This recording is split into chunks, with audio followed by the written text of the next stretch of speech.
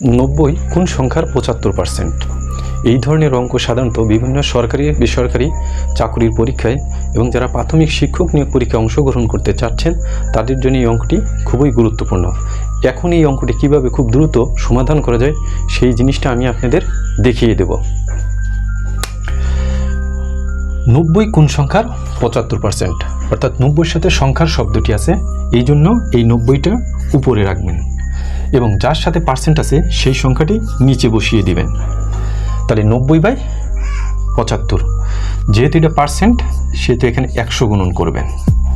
এবার 3 দিয়ে ভাগ করবেন, 3 × 3 = 90, 3 × 25 = 75, 25 দিয়ে 100 কাটবেন, 4 দিয়ে 30 গুণন করুন, 120, অতএব সংখ্যাটি 120।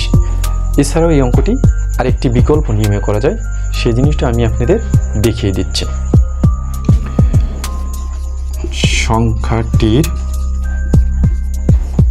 75% সমান 90, অতএব সংখ্যাটির 1% সমান 90/75, অতএব সংখ্যাটির 100% সমান 90 × 100 /75। 3 দিয়ে কাটুন, 3 × 3 = 90, 3 দিয়ে কাটলে 25, 25 কাটলে 4, 30 আর 4 গুণন করলে 120, অ্যান্সার 120।